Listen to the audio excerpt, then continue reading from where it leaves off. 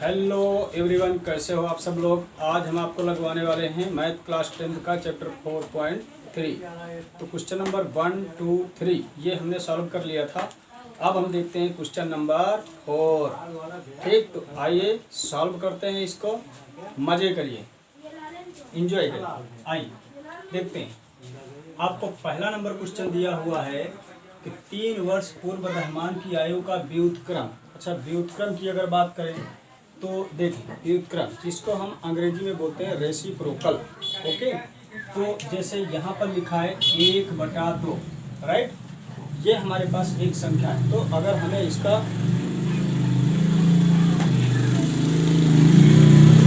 Reciprocal अगर हमें बताना है तो किस तरह से करेंगे। हमें इसको उल्टा कर देना है। 2/1 ये उसका रेसिप्रोकल हुआ। इसी तरह अगर 1/x लिखा है तो इसका रेसिप्रोकल x/1 हो गया। अगर इसी तरह से p/y लिखा है तो इसका रेसिप्रोकल यानी कि व्युत्क्रम y/p हो गया, राइट। तो मेरे ख्याल से आपको रेसिप्रोकल समझ में आ गया होगा। अच्छा, इन्होंने कहा कि 3 वर्ष पूर्व, ठीक, रहमान की आयु। तो 3 वर्ष पूर्व की बात है ना। जैसे मान लेते हैं कि आपकी उम्र अभी 10 साल है, तो 3 साल पहले आप 7 साल के रहे होंगे। कैसे पता करेंगे? 10 साल में यानी वर्तमान आयु में 3 साल पीछे कर देंगे। ये हमारे पास पता चल गया कि 7 वर्ष है। और अगर आपको किसी ने कहा कि 3 वर्ष पश्चात, तो अगर अभी आप 10 साल के हैं तो 3 साल के बाद आप 13 साल के हो जाएंगे। तो 10 + 3 करेंगे तो पता चल जाएगा कि 13 साल। तो अभी हमें वर्तमान आयु तो हमें लेख कर लेना है। माना कि रहमान की वर्तमान आयु, तो माना रहमान की वर्तमान आयु बराबर x वर्ष, राइट। तो हम चलते हैं 3 साल पहले। तो 3 वर्ष पहले रहमान की आयु, अभी अगर 1 साल है तो 3 साल पहले हमको 3 घटाना पड़ेगा, x - 3 वर्ष, ठीक। तो देखें, ये हमारे पास x - 3, इसको हम x - 3/1 लिख सकते हैं। लेकिन हमें जब व्युत्क्रम निकालना होगा तो हम 1/x - 3 ऐसे लिखेंगे। तो हम इसका व्युत्क्रम पता करते हैं। व्युत्क्रम बराबर x - 1/x - 3 वर्ष। ओके, ये हमारा व्युत्क्रम आ गया। अब चलते हैं आगे। आगे क्वेश्चन में कहा गया कि अब से 5 वर्ष पश्चात, 5 वर्ष बाद की बात है, तो 5 वर्ष पश्चात रहमान की आयु। देखो, अभी x वर्ष है तो 5 साल के बाद यानी x + 5 ये हमको करना पड़ेगा। व्युत्क्रम हमको चाहिए। व्युत्क्रम बराबर 1/x + 5, राइट। इतने वर्ष हुआ। अब आगे इन्होंने कहा कि दोनों व्युत्क्रम का योग 1/3 है, यानी कि 3 साल पहले वाला व्युत्क्रम और 5 साल बाद वाला व्युत्क्रम का योग 1/3। तो आइए इसका योग देखते हैं। सबसे पहले है x 1/x - 3 और फिर प्लस 1/x + 5 बराबर 1/3। तो इन दोनों का एलसीएम x - 3 को भी लिखो, x + 5 को भी लिखो। अब जब x - 3 बटे में x - 3 करेंगे तो x - 3 कट जाएगा। देखिए, आपको बताता हूँ कि x - 3 और इंटू में x + 5 और बटे में x - 3। तो देखो, ये वैल्यू कट जाएगी, हमारे पास x + 5 बचेगा। और x + 5 को जब 1 से गुणा करेंगे तो सेम वैल्यू आएगी, राइट, x + 5। इसी तरह से यहाँ देखो, x + 5 कटेगा तो बचेगा x - 3 और x - 3 को ऊपर मल्टीप्लाई करेंगे तो x - 3 आएगा। बराबर में 1/3 ऐसे ही ठीक है, ठीक। अब बराबर x + 5 प्लस में x - 3 और नीचे की संख्या का गुणा कराओ तो x को x में गुणा करेंगे तो x स्क्वायर, 5 का गुणा करेंगे प्लस 5x, -3 को x में गुणा करेंगे 3x, -3 को 5 से गुणा करेंगे 15 बराबर 1/3। राइट।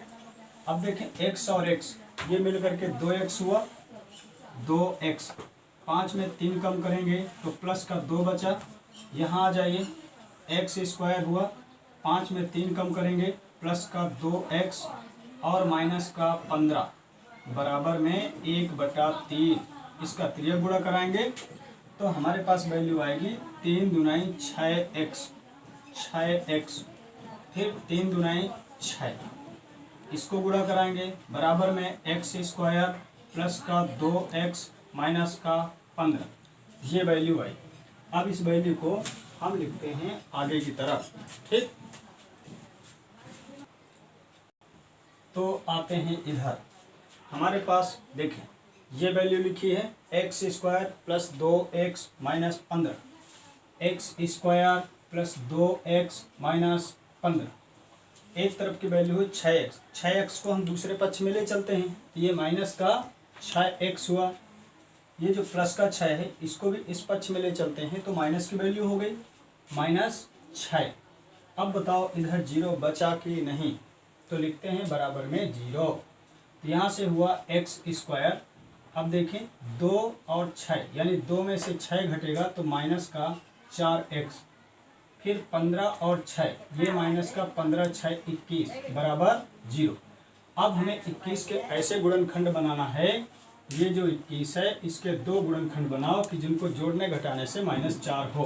तो देखो तुरंत आपके जवाब में आएगा कि 3 सत्ते 21, तो हमेशा आपको बड़ी वैल्यू पहले रखना है। तो 3 में अगर 7 को घटाएंगे तो देखो -4 आएगा और 7 त्रिक को माइनस का 21। ठीक, तो x स्क्वायर प्लस का 3x माइनस का 7x माइनस 21 बराबर 0। दोनों से कॉमन लेंगे तो x मिलेगा आपको, x बचा प्लस 3, इन दोनों से 3 7 कॉमन हुआ तो बचा x plus minus minus plus हो जाएगा ना, और 7 त्रिक को 21। राइट। अब पूरे से देखेंगे तो x प्लस 3 देखो दोनों के पास कॉमन है, x प्लस 3 अगर हमने निकाल लिया तो x माइनस 7 बराबर में 0। राइट।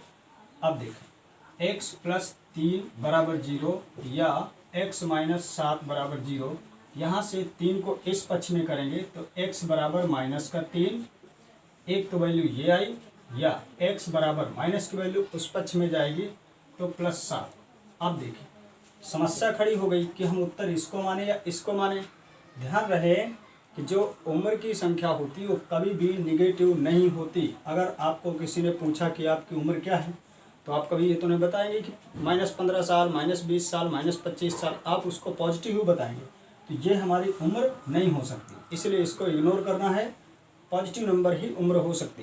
यानी रोहन की वर्तमान उम्र हमें क्या बताना था, हमें दिया गया था कि वर्तमान आयु ज्ञात कीजिए, तो उसकी वर्तमान आयु कितनी थी, 7 वर्ष।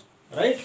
अब चलते हैं हम सवाल नंबर 5वें की ओर। तो अब हम करते हैं 5th नंबर। लिखा एक क्लास टेस्ट में शेफाली के गणित और अंग्रेजी में 30। ठीक, तो अब देखो हमें ये पता नहीं कि उसने गणित में प्रॉपर कितने अंक हासिल किए और मैथ में कितने अंक हासिल किए, लेकिन ये पता है कि दोनों का जो एडिशनल है वो 30 है। ठीक, तो हम मान लेते हैं कि माना शेफाली ने गणित में अंक प्राप्त किए,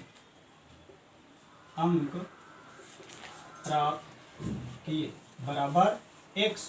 ठीक, तो अगर गणित में x अंक प्राप्त किए होंगे तो अगर दोनों के मान लेते हैं 30 है, उसमें हमने x निकाल लिया तो बचा कितना, 30 माइनस x बचा।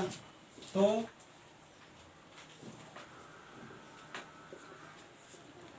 अंग्रेजी में प्राप्त अंक बराबर 30 माइनस x। नहीं समझ में बात आई, देखो बताता हूँ। जैसे 2 विषय में आपने टेस्ट दिया, एक विषय में आपको 10 नंबर मिलता है, एक में 15 नंबर मिलता है, और दोनों को ऐड करेंगे तो 25 हुआ। ठीक, अगर मैंने कहा कि ये वाले नंबर तो हमको पता ही नहीं, लेकिन 10 पहले विषय मिला, दूसरी विषय में कितना मिला ये पता नहीं, दोनों का योग 25 होता है, तो आप बोलोगे कि हम 10 को अगर यहाँ लेके माइनस कर देते हैं तो पता चल गया कि यहाँ 15 नंबर हमको हासिल हुआ होगा। तो इसी तरह हमने जितना गणित में मिला तो पूरे अंक से गणित वाले हटा दिया तो अंग्रेजी के अंक मिल गए। अच्छा, आगे इन्होंने कहा यदि उसको गणित में 2 अंक अधिक मिला होता, तो देखो गणित में अभी तो x है, अगर 2 अंक बढ़ा दिया जाए तो गणित में 2 अंक अधिक होने पर बोलो x पहले है तो x प्लस 2 हो जाएगा, x प्लस 2 अंक मिला। ओके, अच्छा, और अंग्रेजी में अगर 3 अंक कम मिला होता तो अंग्रेजी में 3 अंक कम होने पर, तो आपने देखा होगा कि अभी उसको अंग्रेजी में 30 माइनस एक्स मिला है, अभी है 30 माइनस एक्स, और अगर हमने यहाँ पर 3 अंक कम किए तो 30 में 3 कम हो गया तो 27 बचा और माइनस का x, ठीक, तो हमारे पास बचा 27 माइनस एक्स। आगे इन्होंने कहा कि उनके अंकों का गुणनफल 210 होता, अगर ऐसा हुआ होता तो अंकों का गुणनफल 210 है, तो देखो गणित में उसको जो अंक मिले वो है x प्लस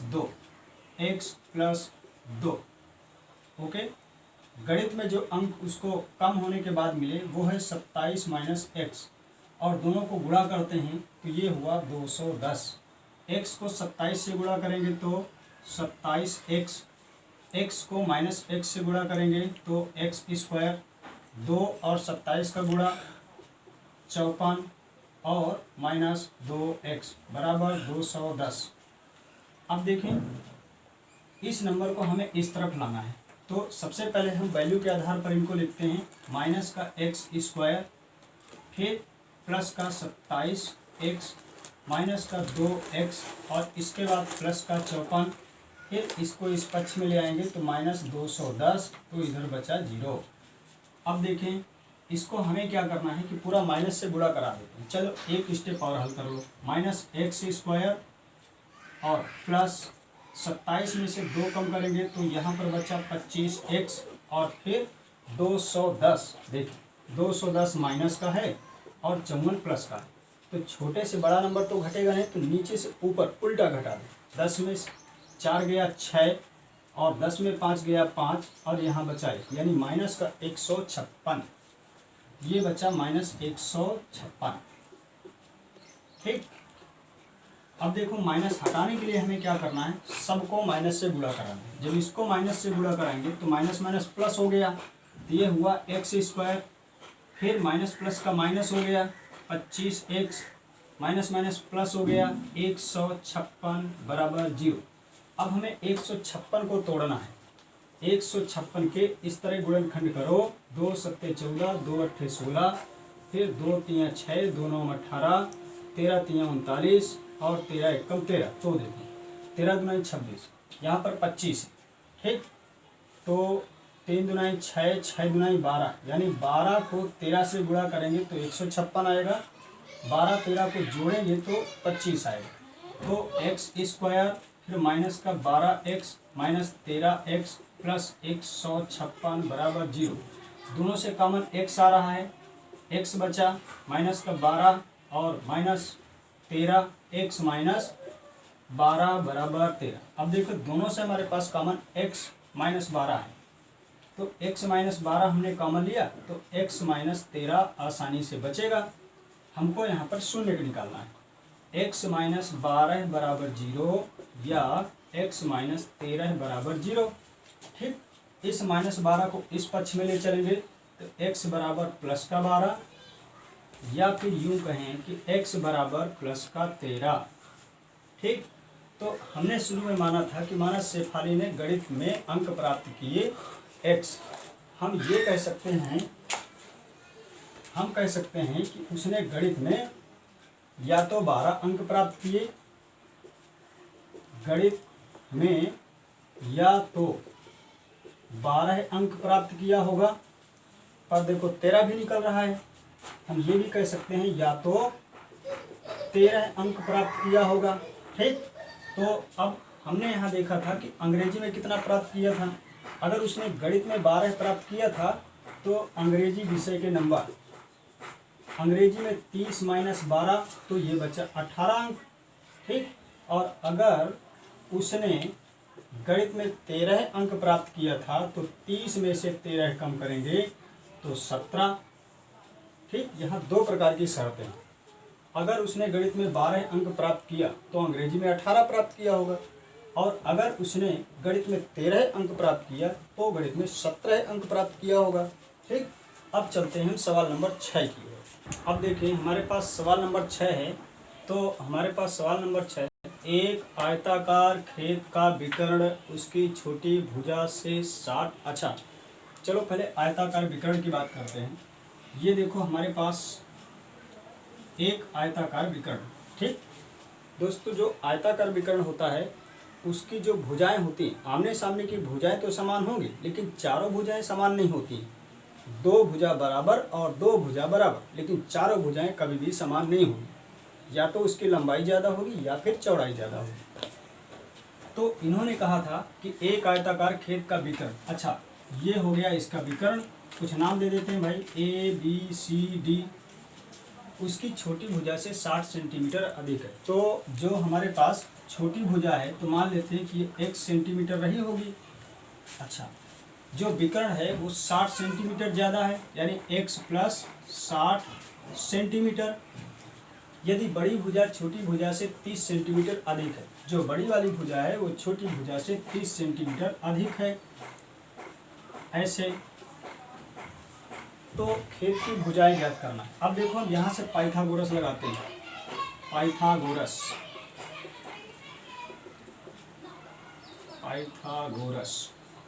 ठीक, तो पाइथागोरस प्रमेय क्या कहती है कि लंब का स्क्वायर प्लस आधार का स्क्वायर बराबर कर्ण का स्क्वायर।